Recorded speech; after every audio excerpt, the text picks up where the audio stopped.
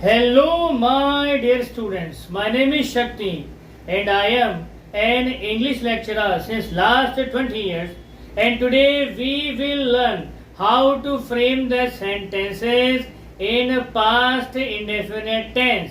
If you are new on our channel and if you like the video, subscribe the channel and press the bell icon so that you can get the notifications of our videos firstly.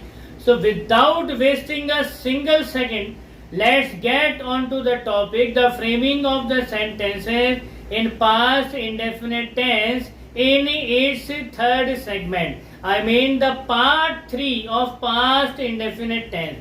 तो previous classes में हमने इसके part 1 और part 2 को deeply analyse किया था और आज हम पास्ट इंडेफिनिट के पार्ट 3 को एनालाइज करेंगे कि इसकी पहचान क्या है और सेंटेंस फ्रेमिंग किस तरह से होती है। तो फर्स्ट ऑफ ऑल हम देख लेते हैं पास्ट इंडेफिनिट के पार्ट 3 की पहचान क्या है। तो हिंदी वाक्यों के अंत में ध्यान दीजिएगा, हिंदी वाक्यों के अंत में ता था, ती थी, ते थे आते हैं, ये तीन ही पास्ट इंडेफिनिट पार्ट 3 की बेसिक पहचान है। अगर हम बात करें इसके सेंटेंस मेकिंग के फॉर्मूले की, तो सेंटेंस मेकिंग का फॉर्मूला बहुत आसान है। सबसे पहले सब्जेक्ट आ ही जाएगा, उसके बाद में हमको हेल्पिंग वर्ब लगानी है वुड, क्योंकि जब हम वुड लगाएंगे तभी ये जो ताथा है उस सेगमेंट के अंदर ही जाएगा। तो सबसे पहले हमको लगाना है सब्जेक्ट, सब्जेक्ट के बाद में हमको लगाना है वुड, वुड के बाद हमको इस्तेमाल करना है मेन वर्ब की फर्स्ट फॉर्म का, उसके बाद हमको प्रीपोजिशन वर्ड का इस्तेमाल करना है। अगेन अगर दिया गया है तो लगा दीजिए और अगर नहीं दिया गया तो छोड़ दीजिए। उसके बाद हमको इस्तेमाल करना है ऑब्जेक्ट का। तो ये तो था अफर्मेटिव का फॉर्मूला। नेगेटिव के फॉर्मूले की बात करें तो नेगेटिव का फॉर्मूला पास्ट इंडेफिनिट पार्ट 3 का हो जाएगा सब्जेक्ट, सब्जेक्ट के बाद में हमको लगाना है वुड, वुड के बाद में नॉट, नॉट के बाद मेन वर्ब की फर्स्ट फॉर्म, फर्स्ट फॉर्म के बाद में प्रीपोजिशन वर्ड है तो इस्तेमाल करिए, नहीं तो स्किप करिए, और उसके बाद में ऑब्जेक्ट आ ही जाएगा। पास्ट इंडेफिनिट के पार्ट 3 के इंटरोगेटिव का जो फॉर्मूला है वो कुछ इस तरह से हो जाएगा। सबसे पहले वुड आ जाएगा, उसके बाद में सब्जेक्ट, सब्जेक्ट के बाद में मेन वर्ब की फर्स्ट फॉर्म, उसके बाद में प्रीपोजिशन वर्ड और फाइनली ऑब्जेक्ट लगा करके क्वेश्चन मार्क हम प्लेस कर देंगे। और पास्ट इंडेफिनिट के पार्ट 3 के इंटरोगेटिव नेगेटिव का फॉर्मूला कुछ इस तरह से होगा। सबसे पहले हमको लगाना है वुड, वुड के बाद में सब्जेक्ट, सब्जेक्ट के बाद में नॉट, नॉट के बाद मेन वर्ब की फर्स्ट फॉर्म, उसके बाद में प्रीपोजिशन है तो ऐड करिए, नहीं तो स्किप करिए, और उसके बाद में ऑब्जेक्ट के बाद क्वेश्चन मार्क को हमको प्लेस करना है। तो ये तो थे 4 फॉर्मूले 4 तरह की सेंटेंस मेकिंग के लिए। अब हम एक सिंपल सेंटेंस लिख करके जो है ड्राफ्ट करना सीख लेते हैं कि आखिर इसमें सेंटेंस इंग्लिश में कैसे कन्वर्ट होंगे। तो हम सीख रहे हैं हिंदी टू इंग्लिश, एक लिस्ट तैयार करनी है कि ये जो शब्द मैं बोलता हूँ ये पर्टिकुलर टेंस से बिलोंग करते हैं, और जब हम उन पर्टिकुलर टेंसेस की पहचान सही से कर लेंगे तो जाहिर सी बात है फॉर्मूला भी सही लगाएंगे, और जब फॉर्मूला सही होगा तो सेंटेंस भी सही होगा, और जब सेंटेंस सही होगा तो हमारे विश्वास में कई गुना बढ़ोतरी हो जाएगी अंग्रेजी बोलते और लिखते समय। तो यही तो हमारा मेन टारगेट है। तो सबसे पहले हम एक सिंपल सेंटेंस फ्रेम करते हैं हिंदी में। तो मैंने एक सिंपल सेंटेंस यहाँ पर लिखा हुआ है, मैं गांव में नदी पर नहाता था। पहचान क्या थी? हिंदी वाक्यों के अंत में ता था, ती थी, ते थे आते हैं। तो ये रहा ता था। एक्चुअली ये एक पास्ट की आदत को शो करता है। ये जो पास्ट इंडेफिनिट का पार्ट 3 है ये पास्ट की किसी हैबिचुअल एक्शन को शो करता है, तो उसी को हम यहाँ पर कैटेगराइज कर रहे हैं। तो अकॉर्डिंग टू द फॉर्मूला हम इसको जो है ड्राफ्ट कर लेते हैं इंग्लिश में। तो सबसे पहले हमको लगाना है सब्जेक्ट, तो ये रहा सब्जेक्ट, तो ये हमने लगा लिया आई यहाँ पर ऐसे की ऐसे। अब अकॉर्डिंग टू द फॉर्मूला हमको लगाना है वुड, तो ये वुड हमने यहाँ पर ऐसे की ऐसे लिख लिया। वुड के बाद हमको लगानी है मेन वर्ब की फर्स्ट फॉर्म, तो यहाँ पर वर्ब है कहाँ पर, ये रही वर्ब नहाता था। अब ये वुड के साथ जब मेन वर्ब की फर्स्ट फॉर्म आएगी तो वुड के साथ लगते ही इसका मीन हो जाएगा नहाता था। तो यहाँ पर नहाने की फर्स्ट फॉर्म होती है बाथ। तो ये हमने बाथ ऐसे की ऐसे यहाँ पर लिख दिया। तो मेन वर्ब तक तो हमारा सेंटेंस आ गया है। अब क्या कोई प्रीपोजिशन वर्ड दिया गया है? बिल्कुल दिया गया है। कहाँ पर नहाता था? नदी पर। तो यहाँ पर दो ऑब्जेक्ट दिए गए हैं। तो फर्स्ट ऑब्जेक्ट है नदी, दूसरा ऑब्जेक्ट है विलेज। तो I would bath preposition word सबसे पहले आया। तो यहाँ पर दो ही ऑब्जेक्ट हैं और दो ही प्रीपोजिशन वर्ड है। फर्स्ट ऑब्जेक्ट ये रहा, उसके साथ प्रीपोजिशन वर्ड ये रहा। सेकंड ऑब्जेक्ट ये रहा, उसके साथ प्रीपोजिशन वर्ड ये रहा। तो सबसे पहले हम इधर से सेंटेंस को ड्राफ्ट करते हुए चलेंगे। तो सेंटेंस हमारा अब तक बन गया है आई वुड बाथ, और अब अकॉर्डिंग टू द फॉर्मूला हमको लगाना है प्रीपोजिशन वर्ड।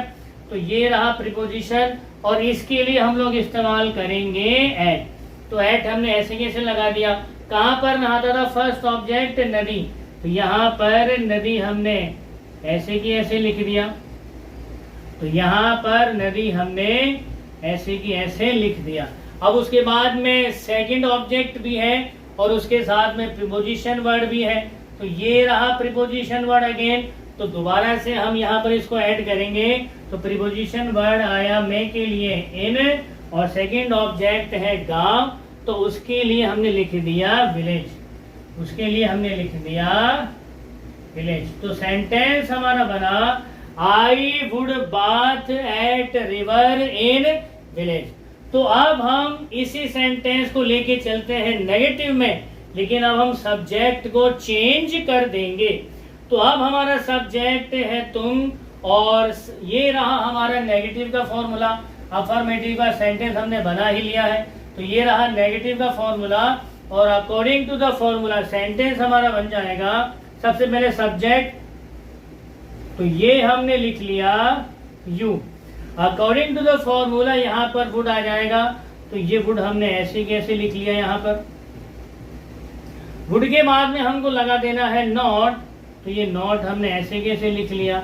अब उसके बाद में मेन वर्ब की फर्स्ट फॉर्म हमको लगानी है।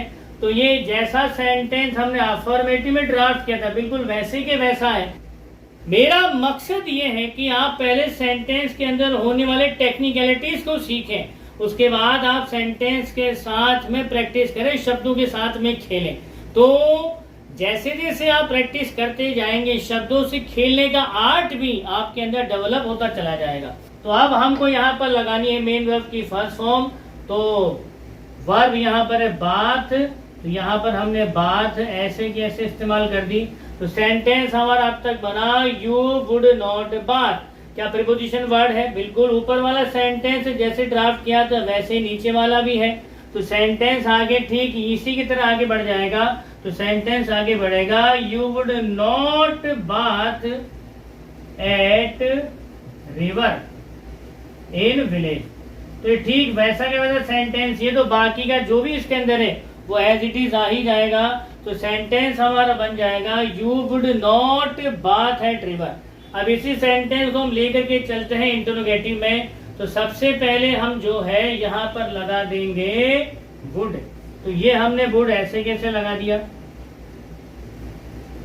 वुड लगाने के बाद में हमको लगाना है सब्जेक्ट। तो according to the interrogative formula would हमने लगा ही दिया है। अब उसके बाद हमको लगाना है सब्जेक्ट। तो सब्जेक्ट क्या है? वह क्या नहाता था। तो ये तो लड़का है, तो इसके लिए हम इस्तेमाल करेंगे ही का। तो सेंटेंस हमारा बना वुड ही। अब सब्जेक्ट के बाद हमको लगानी है मेन वर्ब। वर्ब क्या है? वही नहाना। तो यहाँ पर बाद हम ऐसे कैसे लिख देंगे, और उसके बाद जो बाकी का सेंटेंस है वो तो वैसा का वैसा है ही, तो उसे एज इट इज ही हम कॉपी पेस्ट कर देंगे। तो सेंटेंस हमारा आगे बढ़ेगा would he bath at river in village. Would he bath at river in village. अब इसका अगला पार्ट आता है क्या रवि गांव में नदी पर नहाता था, यानी इंटरोगेटिव नेगेटिव। इसका अगला पार्ट आ जाता है इंटरोगेटिव नेगेटिव। चलिए इसको भी ड्राफ्ट कर लेते हैं। तो ये रहा इंटरोगेटिव नेगेटिव का फॉर्मूला। और अकॉर्डिंग टू द फॉर्मूला सबसे पहले हम लोग यहाँ पर लगाएंगे वुड। तो ये हमने वुड ऐसे की ऐसे लिख लिया। वुड के बाद हमको लगाना है सब्जेक्ट। सब्जेक्ट हमारा है रवि, तो ये हमने रवि का नाम ऐसे किसी यहाँ पर लिख लिया। रवि के बाद सब्जेक्ट के बाद हमको लगाना है नॉट, तो ये नॉट हमने ऐसे कैसे यहाँ पर लगा दिया। नॉट के बाद हमको लगानी है मेन वर्ब की फर्स्ट फॉर्म, क्या है, नहाता था, तो यहाँ पर बात हमने ऐसे कैसे इस्तेमाल कर दिया। और उसके बाद जो भी यहाँ पर रूल्स रेगुलेशन आ रहे हैं, जो भी सेंटेंस के अंदर पार्ट्स हैं, वो वैसे ही कॉपी पेस्ट हो जाएंगे जैसा हमने फर्स्ट सेंटेंस में किए थे। तो सेंटेंस हमारा आगे बढ़ेगा, would Ravi not bath eight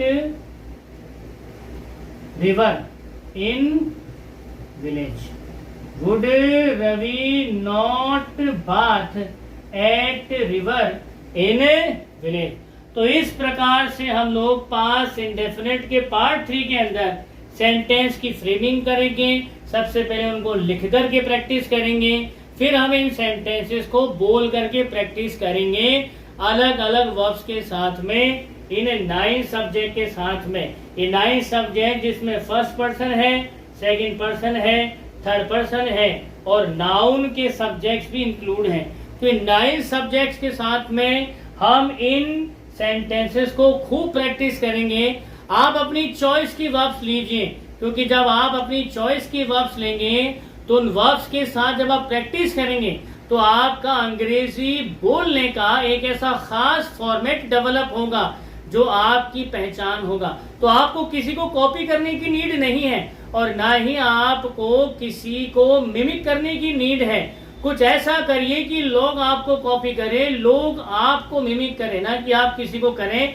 और अंग्रेजी बोलना बहुत आसान है। English speaking is like a piece of cake, बड़ी आसानी से बोल सकते हैं, आप भी बोल सकते हैं। तो बस प्रैक्टिस ही, केवल प्रैक्टिस ही वो एकमात्र हथियार है, प्रैक्टिस ही वो एकमात्र ऐसा टूल है, प्रैक्टिस ही एकमात्र ऐसा डिवाइस है और प्रैक्टिस ही एकमात्र ऐसा वो रास्ता है, पाथ है, जिस पर चल करके आप अपनी मंजिल को पा सकते हो। अंग्रेजी बोलना आना एक दिन में नहीं होगा, लेकिन एक दिन जरूर हो जाएगा। अगर आप प्रैक्टिस करते रहे तो एक दिन आपको अंग्रेजी जरूर आ जाएगी। एक दिन में तो नहीं आएगी, लेकिन एक दिन आपको जरूर आ जाएगी।